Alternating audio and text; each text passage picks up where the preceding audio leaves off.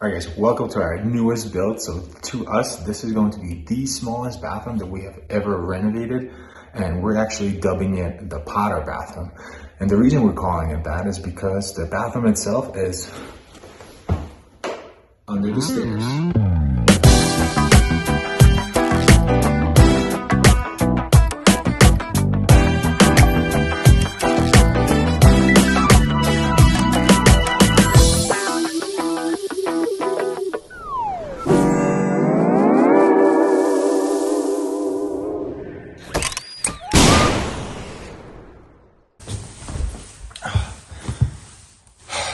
All right, so the first thing you typically do is you tape off the floor, especially in a home like this, where this floor is over 100 years old. We want to make sure that we preserve it and we don't make more of a mess out of it. And so we are going to use our ram board, which is just really thick cardboard that we can roll out to protect this floor. Check it out.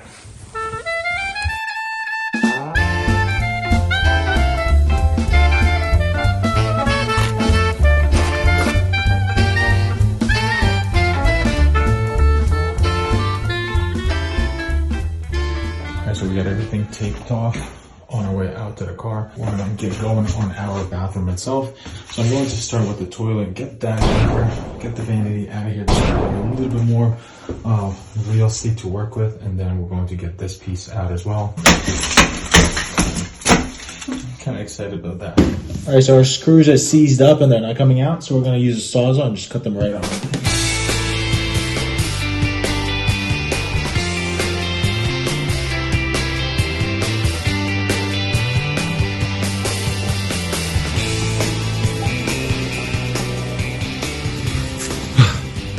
If the toilet's too heavy, you can take the tank off, take that out, and then the bowl.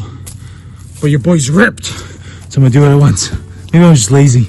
All right, so I just wanted to share the story of this house and kind of why Catherine and I took it on. So the house itself was built in 1897, and it had no running water inside the house. That's why the bathroom that we're working on is in such a sketchy little area. All right, so at first, they added a bathroom upstairs next to all the bedrooms.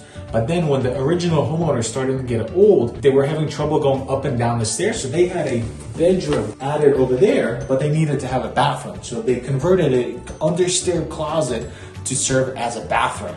And you're probably wondering, well, if there was no running water, how were they pooping? Where were they pooping? They were pooping outside in a hole.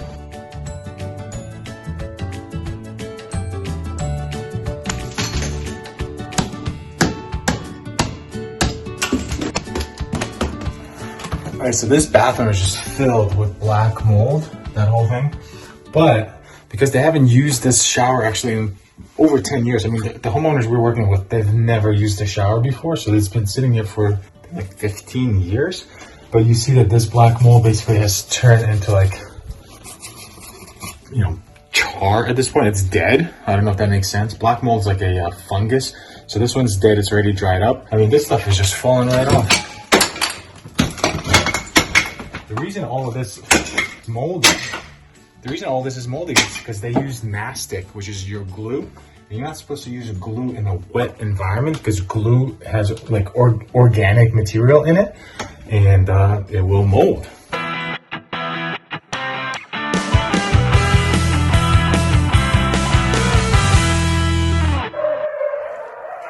Do you guys hear that?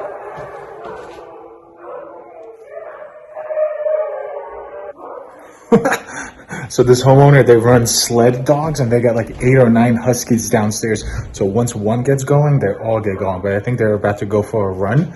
I just think that's so cool.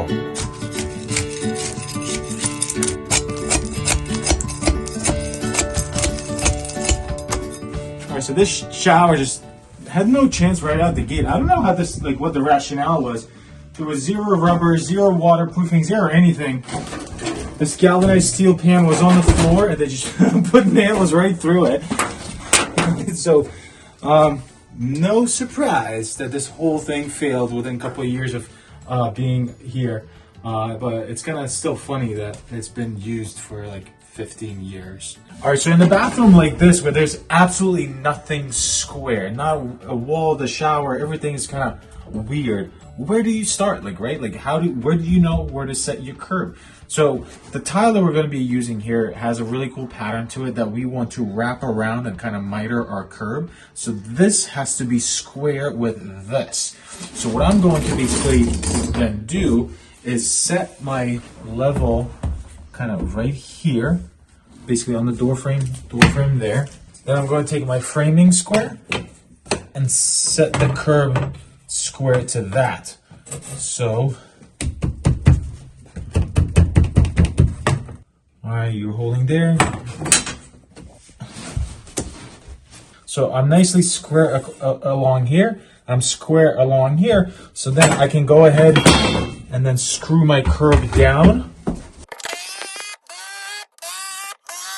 All right, so we hit a floor joist down there, and that sucks. I don't want to notch it out. So what we're going to do is cover this like this, and then pretend that we actually did it right the first time and measured and did it right, and re-drill a hole over here. It sucks because it's a little bit offset. I do like when the drain's in the middle, but here's what it is. Don't make structural damage just to like make it look good. And we're not gonna box out and do all that stuff. So I'm gonna patch this up, and then over here I'm gonna just re-drill the hole. That's all right.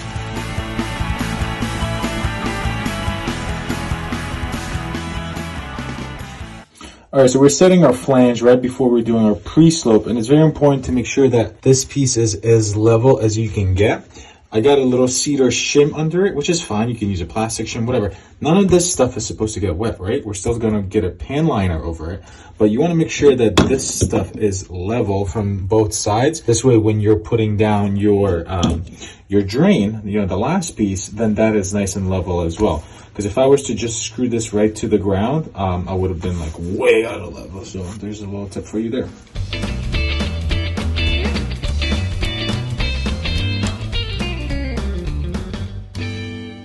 All right, so this is our pre-slope. It's basically the process that you have to do before you actually put your pan liner, the rubber stuff down, because the rubber is like a funnel. So in order to create the funnel, you have to put something under it to push all these corners back into the drain.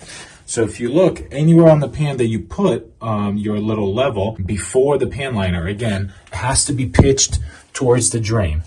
Okay, so it's pretty simple. Not a rocket science.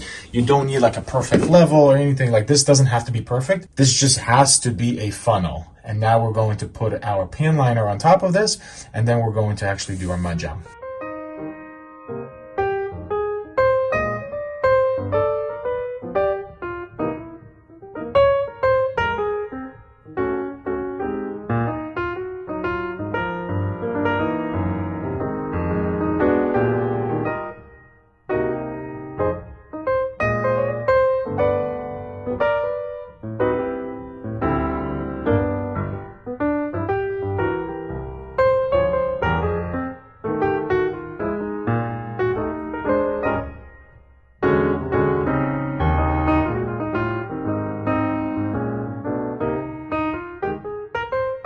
All right, so here's what we got done at the bottom. So the pan liner is in, waterproofed around the drain nicely with the silicone there.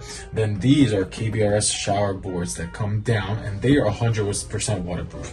Then what we hit it with is this shower base sealer, and this stuff is just nuclear. I don't know, it's probably made in Chernobyl or something, but it's super strong, and that is also waterproof. So as long as this seam and the screws and everything that basically where we punctured the holes, as long as that's nice and tight with the sealer, then this entire thing right here is waterproof. So now what I'm gonna do is take this piece off. It's actually pretty cool. We're gonna tile this, and it's gonna be a tile insert in here. All right, so now I can set my laser on here. Turn this on, and then I have a nice line that then I can follow and then do my mud jump. Essentially what I usually do is get the perimeter and then maybe like 5 to 6 inches and make it go all the way around this way.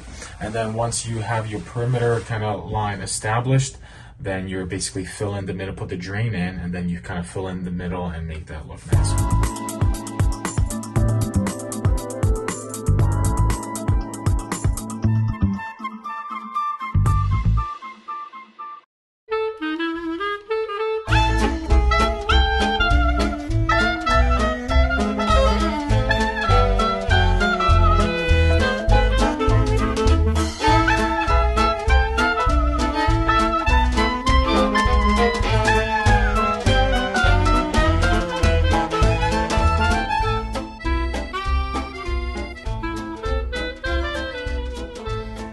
right, so that was the prep for this bathroom. Next, we're going to move on to the tiling. We have a really cool pattern tile that's going to run into our shower itself, and then really nice 12 by 24 miter cuts everything on our wall. So definitely make sure that you're subscribing, hitting the notification bell so you don't miss any of that.